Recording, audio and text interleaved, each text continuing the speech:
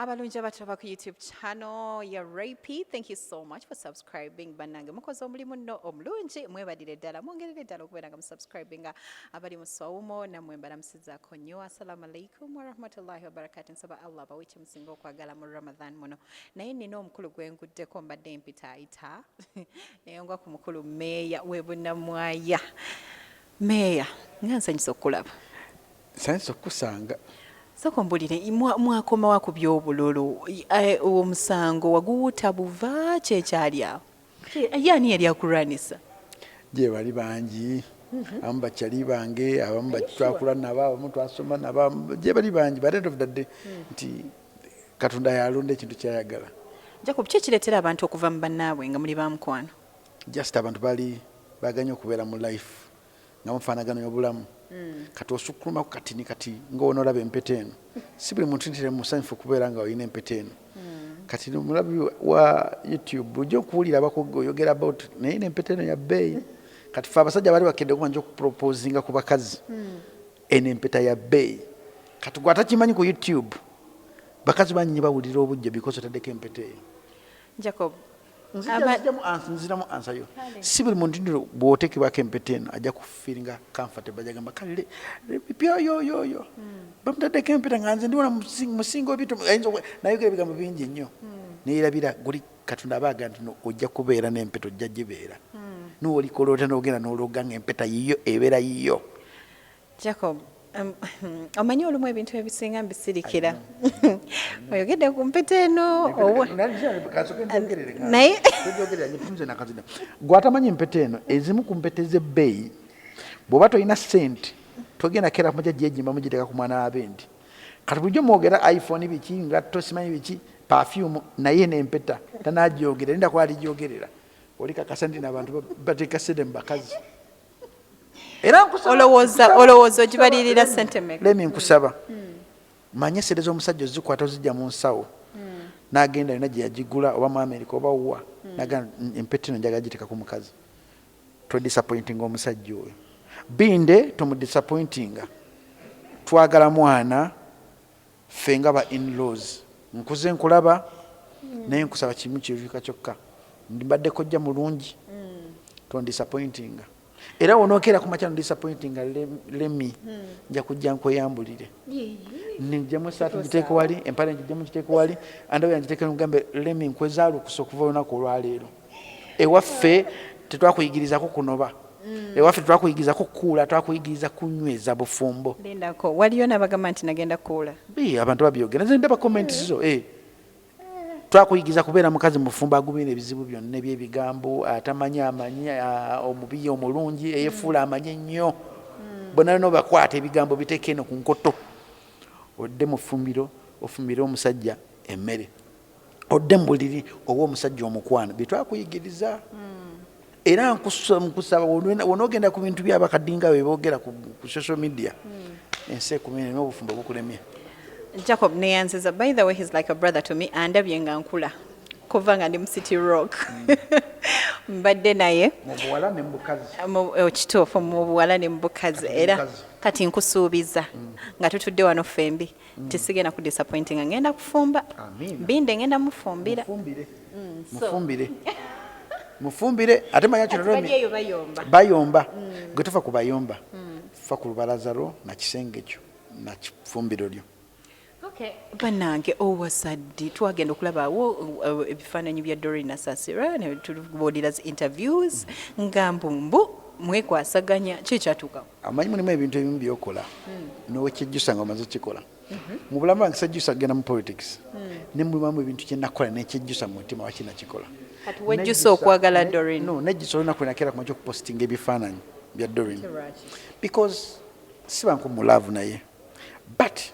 waliwo kintu kyoyinza okukeera ku makya. Nze muntu ayagaliza buli muntu ena okubeera successful mu bulamu ate nze muntu akeera ku makya okucreatinga what we call stunts mu industry. Nti wencreatinga stunt kizibu nnyo gitegera nti stunt okujja nga nze kugaa nti stunt ncreatinga stunt nnyo okuva mu bayimbi mu bapresenter nange kenyini necreatingako stunt because to be relevant mu industry yaffe olina okuba nga omeaninga something ekireeta omuntu okugamba nti no let me just try to listen to this guy let me just try to listen to watch let me ping ali ku TV. It's not easy. competition tulwana na Facebook tulwana na YouTube tulwana na TikTok. To be recognized ku radio ngokwesa ddoboozi, you have to do a lot of things. So nganze omuntu ku radio kona kwembadde emyaka 10 ebiseera ebisinga obungi ku okubeera successful mbadde nina kuinvolvinga mu stunts ez'enjawulo enyeranga okutrendinga abantu okutegera nti Jacobo gyendi abantu okutegera nti no I do exist mu radio business because Remi kiruma nnyo tulina TVs nga 10 ne mundu agamba Remi kabi ng'omanya omusinga oli steps 10 oli steps 10 otegera that kind of favor kakati when I posting those pictures abyanditse okubanga n'omuntu gwenjagala naye andawutinga yes andawutinga leera na lwaki tomujayo mu lujjudde n'otugamba nti banange y'ono gwenjagala natunulira post ebivume biri ku post za ekifaananyi ekyo ekyo endintia bla bla bla bla leerere mbogera n'atamanyi story wagyeva ne boogera ogamba wow kati wena posting omukazi gwenjagala kati nganze mbadde njogera about relationship love issue kati buli muntu nabeera iga okumanya afaanana atya bamuweyinga ku bigambo bye mbadde njogera naye waafaanana kati wekijja ebigambo bye mbadde njogera binene nnyo okusingawo ye waafaanana mukazi watu bajja muntamya Remi omuntu osobola okubeera naye ng'olaba mulungi naye ng'omuntu atamwagala ng'alaba akamogo ate Jacob nakulokera ku machano jayo omuntu ogweyagala bwoti wotegeera buli kibi ekimuliko kati waba mubi kati kyovola nti nsirikya ne mwagala muntu because my relationship is about two people bobo ino omwana naafuuka third party mama ne taata tebali suppose kubeera mu relationship yo that's kyemanyi nti lemi wokera ku machano ogwa noyega binde babaana be bayina n'omwana ogwoyina ye relationship yo wekisukulumako ne kijja mu ffe tuba tukuyingiridde eddembe ly'obuntu kati nganze nategeera okuva banvuma ku bakazi nasooka kubudetingako omukazi ku Facebook nakwekose omukazi yajja ku Facebook nemwegomba nemukwana nemupostinganga ku Facebook saba ekiyimbi nekimukwana nga kyagala tukutandika biifu eyo ewali omuyimbi yamukwana okuva oyo nagana okuddamu okupostinga omukazi gwenjagala because manyi not everybody akugoberera aba akwagala abakwagala bayinza okubeera 2% we bati ngoyina abantu emitolo nga 18 nenga bakogera bali 2% abasigadde nga bagakola bibi byokka ngo ending in tears balabanga bakuvuma nga banabo bavuma they don't kache kitwembeza Uganda tetweyagaliza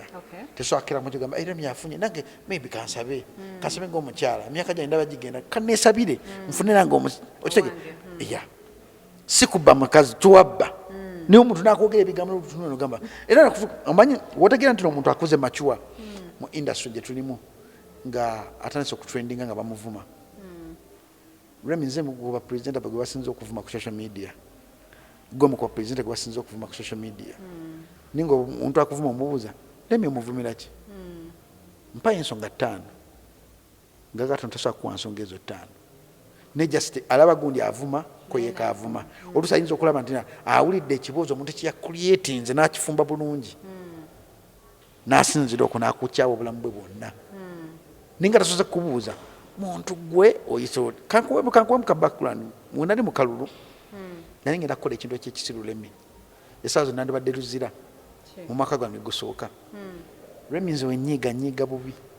because nakula struggling to become successful ntya nnyo okudda gye nava ate ntya nnyo omuntu kunkola ekintu nga musobola gwe sitasobola simweŋŋaŋa gwe nsobola mpulira nga njagala mukwatamu olaba weŋŋaŋa Bobi Wine nze nkutya nali nwanirira ddembe lya mwana wange nga ye weyalwanirira owuwe nga mutaddeko gwenjaga nange wenalwanirira owange mwana oyo nga tumutya ku nsi kuno nze omuntu gwe nti ali omu Katonda yakera ku makya nantunda maama wange muwala wange abantu basatu abamba wekitiibwa ate mbatya nnyo ekintu ekisooka okunzikakkanya nempulira nga ndi Saturday mu mirembe muwala wange nga wala Bobi Wine wa struggling okuwolereza omwana we nti omwana we simuteyetikaba nange wenawulira obubi ng'omuntu azze ekifaananyi ky'omwana wange akitadde ku Facebook amugamba namuleepinga nemufunisa siriimu nemugisamu embuto omwana owange olw'okubanga awagira Bobi Wine tetuganyi kirungi okuwagira gweyagala okuwagira naye Remi teri kintu kisinga kubeera kibi kuddira mu jjijjo gutamanyi nsonga n'omuteeka mu bintu kiruma okuddira omwana wa Bobi Wine n'omuteekako ekikoli mbu munywa njaga oba aleeta atunda njaga, it's bad. Oba wala na Bobi Wine muwala nenga ye nze si wala na Bobi Wine nze nvumiraganya omuntu akwata omwana wa LMP n'amugjayo na gyali n'amuteeka ku Facebook olwokuba LMP yamukoze ekintu kyatayagala obusungu n'abuteeka ku mwana we. Omwana nga yajja n'ampeeza post ye naga daddy di wandepinga di wanfunisa twakola di sex. What is sex? Nga talina kyamanyi. Kati obusungu bwe bajja n'agamba oba Bobi Wine oba ani be bamanyi byabwe kati kamba we nemba wache nawa netoka cyane najjusa mu mutima gwange but end of the day ngamba that is life. But you settled it actually. Yes. Kino kikuwa kyokuyigiza nti naba na Uganda basinga obungi twerwanyisa because of oli akuleseko mairo oli afunye successful oli afunye kiroto kye oli omusajja amwanjudde n'owala n'omuntu for the sake of personal issues zonga go muntu otuna life n'olanganga muntu atuto mukisago buli muntu katonda lemya ino mukisago nga katonda yaga toli kuba kompeta ojja kuzika nga totadde kuba kompeta niwe yagaliza mukazi muno gante kondi bamwanjudde mukama nene tagemba gesinga keyo katonda awulira okusaba kunagamba kankwemba gesinga keyo ate najikuwa noje yagalira mu bulungi okitegera. So abantu benako zino bafuka bintuntu batambula butambuze munsi kyovanze nabavaako. Twogereko obadde onyumizane bya stunt wagenda n'okola stunt ye Dubai yali stunt kati mbamu ebintu ebimbesaswakira mu kikolera mu stunt saakudira passport yange nenjikolera mu stunt. Passport yange erina ku social media kati sawa zino nti nganze sigo gwali mundo kusooka neni manyi kikyagwa because band ebeera ya myaka 5 nemaze myaka 5 ngasigena mu Dubai bali bakwa band bampa band nenga problem yava ku musajja gwe nali nkolaganye naye ku show nali tugenda Istanbul ne Kenzo kati ngaga kunkumpanya esente zandu badde zange azirye kati mu process eyo nakubira immigration ya Dubai naga waliwo mu Nigeria akalinze passport etali yiye bamita sola hanzu najiweza jukira ubagenda kubukingira bali oweza passport yo abagenda kuweza kugobera ku bya visa of course osige baweza passport yo katimba muweza passport ya bwaba weza passport ya ne bagiteka mu system ya ngondi ndi mu Nigeria nkaliza passport etali nengeza kukuweza ko ne bigana ne bakola the same thing kati kine ekintu kino naye manito kyagwadda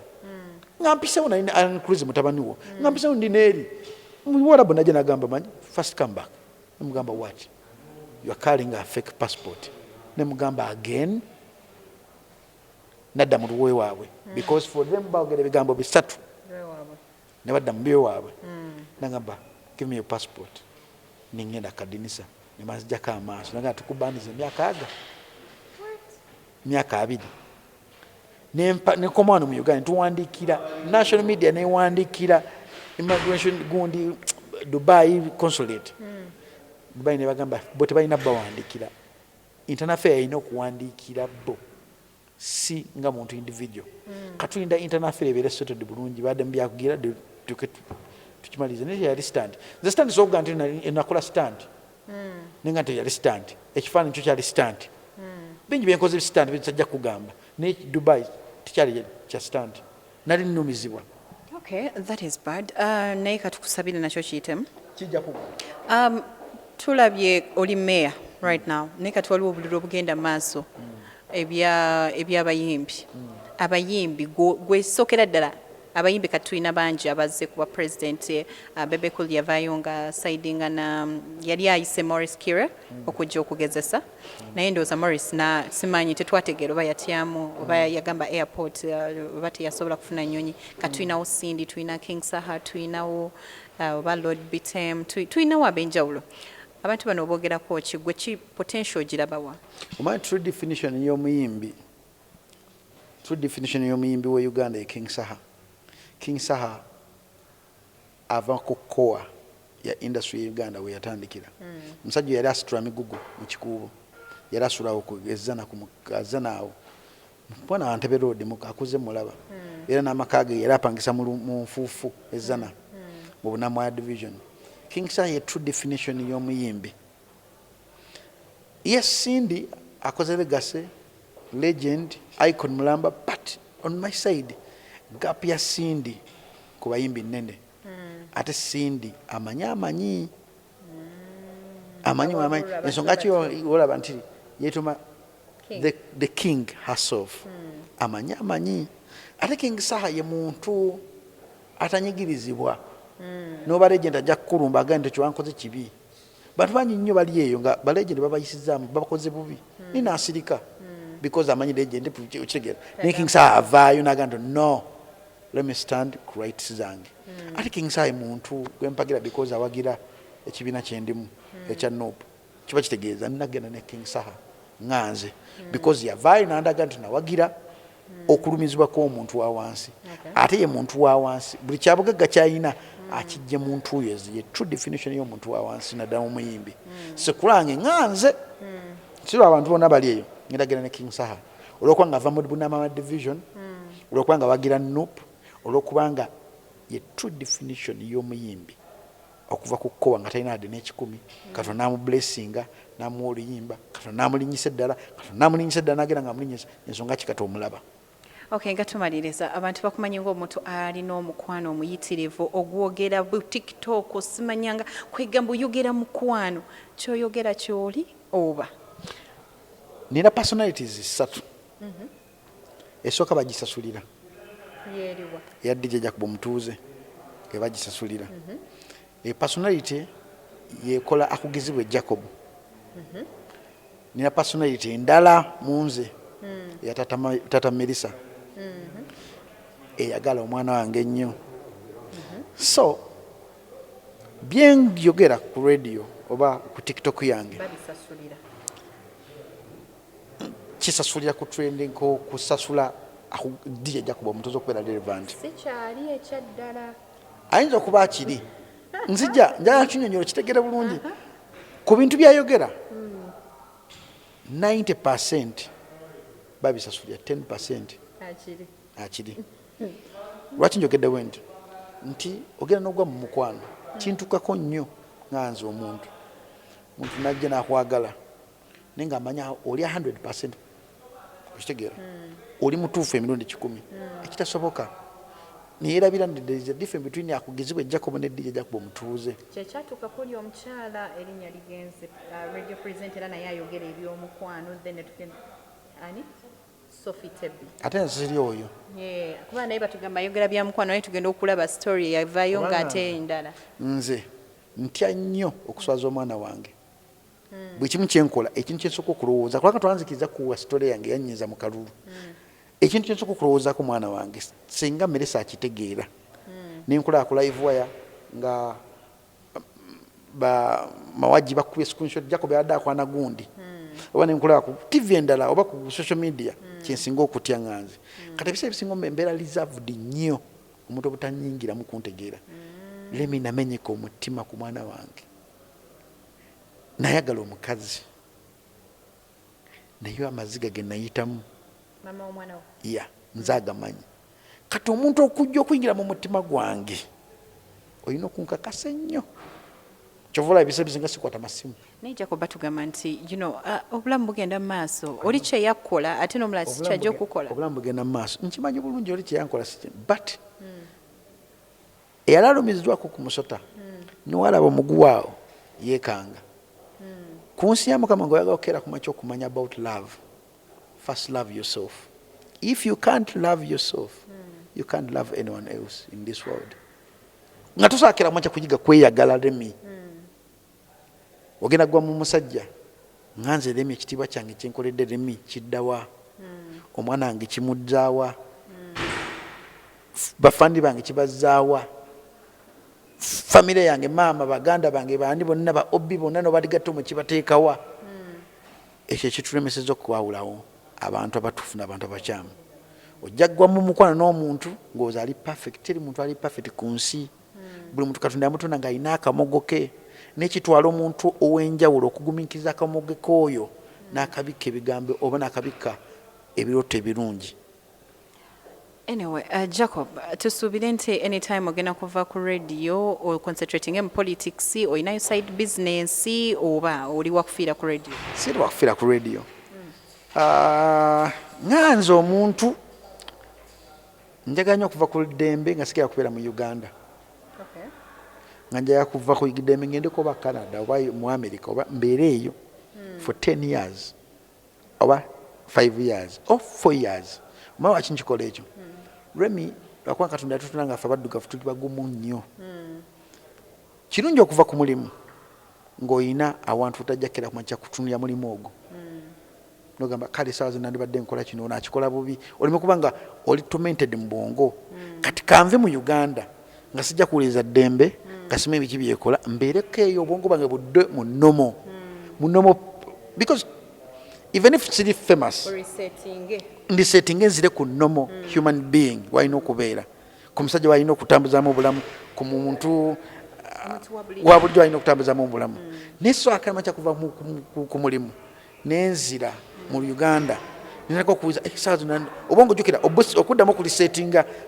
kitwala ebbanga esawa zino nandibadde ku radio wekanga lutunze ngamba kati uli ono mwana gwe nalekera programu yange uli byakoze akoza amaji nobeera gwe ogenze mu live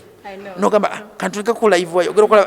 kama Katonda kandi badde kataleta wano wata akuba panche na nokitegera nobulya kati nobeera tormented mu bwongo nowekendezako emyaka gyo kuwangala ku nsi ngenda kuva ku radio era radio ddembe gye ngenda kusembako kukolako olunaku badde bangobye n'okungo wagawulirako badde bangobye ate ng'okusibira emabege takaondi kuba bulungi badde bangobye omenze kubase nze akyasinza okubeera n'ebizibu ebingi ku radio nze toseka nze mukalulemi nakolako ekintu ekiruuyadde navuga emmotoka nengenda ku ddembe awo anina batuuni ennene weeti ningoma nki ngenza okukolayo ngenda kuba bakyaliibo ninatuuka mu mmotoka mu parking mwanange nankubira essimu amagezi ne gadda nenayingira kuyingiramu mu Ddembe FM nandibadde tuzira kyeki kyenagambe nandibadde mu luzira kubanga abasajja bantomentinga obwongo nga nkoledde ku radio emyaka 40 sikubawo obudde ovanga nze siwuliza radio ovanga muntu kubanga oteredde mama nakubiraga Jacob wabya akalulu oba olyangu Jacob oba olya wa obi bono gamba kibakola ku ddembe ngenda okufunika ngamba myaka 40 nga mukubo tebaliiko nga nze kwendi ngamba these boys are mwana kambalage nti ate ndi musajja ne parkinga batuuni ennene nenjiteka mu motoka nensiba obuguwa nenvuga studio njimanyi wefaanana nemparkinga mu parking kyo naye nyambadde gundi zino ez'abasirikale nengatto nenjisiba nenjinyweza esooka neyokubiri kale mu kusiba yokubiri muwange oyankubira essimu nengamba ddali toleseewo mmere olazeewa nengamba God is trying to speak to me. Katonda ageza kukwogera nange kyengenda okukola kibi naye nali mmaniridde okudda ku zero wakiri nfeeko n'omuntu omu kubanga lemenzina kankweko ka story kenke sitakuwangako nze nava ku street awo Kampala road awo nga strugglinga kati omuntu yena tamanyi mbeera yange gye nakuliramu nenkuli ate ng'onzirako ndaga nti nga mmanyi nnyo naye ngenda kera kuma kyokulagako nti omuntu olwokubikkako ekirungi ekibi kujje nateekako ekirungi tasigenda talinamu lemensa okukwata gubo nenkwata live neteka okuvumaavuma neteka okuwemula neteka okufuuka buloga nsobola okufuuka buloga nsobola okufuuka omuntu avuma naye byonna nagamba kanteko ensonyi ku lulimi lwange nfuuke omuntu omulala bati bannayuganda akuwaliriza Abannayuganda bo beerabira nti ffenna tubisobola naye self respect self discipline muggwe ye kugamba nti tokikola. Yes. Kati mulimu abantu abetwana nti balispira bo bategeera nnyo nga njaga bo mutogo mutekemu amagezi oba agenda n'enkuvu ye gyali gitunako nagamba omwana Jacob yankola ekintu kino because edda twabeera ku street ng'olina okumakinga ze n'enkuvu nnyingi nnyo zinandiko ebikudde zinafuna ku street okwo ng'olina okuteekako omuntu enkuvu gyanajjukira kaganda kyali wange kiwankola wakinkola that is it naye natuuka nengamba Mukama Katonda Merisa akuze ngende eruzira ebyayo binzirire ku mwana wange bitandika omwonoona sikaalinnya Jacob avuga emmotoka genda kati munnange bino byempanguluka napangulukakaawo juzi nenkwata bosi wange swi kyali kigobezi kyali kingobesezza kyekyo nengamu namwetondera nga sinina okikola because si yenze oyo naye ensi empaliriza okugyayo ekibi kyange kyenina kyenkweka era kyovula nze ngamba nnyo abantu ku radio mwana omwaka guno kate ngende era mba mpita mulogo gwomuntu gwe batagoba n'okola kinene batagoba nze nantume ffe abantu bakyasinza okupangulukuka naye tuba balungi nga tonninyeeko otantambala sikutambaala naye kasi tojja mu territory yange notandika okunninyirira trust me on this omuntu ayinza okukakkanya kati nantume nze ayinza omukkakkanya ng'apangulukuse nantume ayinza okunzikakkanya nga mpangulukuse twemanye obusungu waffe kyova sibeera nnyo mu bantu kati nantume nga yapangulukuse ku monita munwa kizimbe ekyo nga flat we ziri aya omuntu ekanza omuza mukasonera mugamba senga mbadde nsaba tukole kino ayi nga yapangulukuse teri bosi gonyumya kisoka ajja kwogera oluganda alumaleyo n'ebisoko byayo byonna naye tebiba bigumu nnyo biri eri ebyo mwabali eyo mumujjokola bannaye akyogedde nga ye ayogera bulumi ebimuluma kati nange omuntu ekasa okungonzaawo nga mpangulukuse ayinza okuba nga piddi ayinza okuba bannaye Jacob badde nkusaba tusooke tuddeko eno mugamba nedda ssebo kirina okugwa kati mwitize nnyo tumanyiira mulooza nti ensi yammwe ensi si yammwe Jacob bani nkugamba boss mwatondateka malankanigo naawe omanyi nga zivuddeko ziba zigenze kati ngaokunkomyawo kitwala omuntu alina obugumiikiriza n'okutegeera embeera gyempitamu n'okumanya ennyo nti Jacob ekimukakanya kyekino era senga janagana Melissa amata gamensi ogonoona kalangezeka pampa za maama ozoonona edda tuli ng'alina maama nga senga pampa oli mukuba pampa that is it naye obulamu bugenda mu maaso yeah. Anyway, tubadde ne Jacobomutuze. Bindeeba bana mukulu Bindeeba princess waffe mukwate ng'ekyatika mulage love mutwale nga nabagereka tofa ku bigambo by'abantu byeboogera people do talk buli musajja alina ex nina ba ex bangi naye kimatalinga kwe kunoonya ba ex wawe n'ojjamu omukazi ogwo kati mulage love tofa ku bantu baveeko kasempeta yebbeeyi tugina ffe tugiyina yino ogiraba ffe tugiyina bamufa mufe kati mugere muloge. Oh my God, ebyo bibadde ebigambo bya Jacobomutuze naye nga tebituufu. I'd like him for being honest. I'd like him for speaking the truth. Mwagala nti yes omanyi short tempered people ekintu kyensinga obbagalako nti they are good people. Abantu abasinga bali very short tempered are really good people because waya zivaako naye ate bwadde engulu they are always the best people. So chenyezo kugamba jo kunkwagaliza kisinga because I know you're a good person and achali bwali because katonda amtambulirako. When you're a good person katonda bakutambulirako. But it's been a moment with Ray P. Tunyumyamo bonyumya kabadde ka kunyumyamo bonyumya. So thank you so much Jacob bali kujja. I salute you. I remain Ray P. Mbagala nnyo kati empeta kamwogerereyo naye nakyera akyogedde yabbeeyi kyekituufu. It's expensive honey. Bye bye.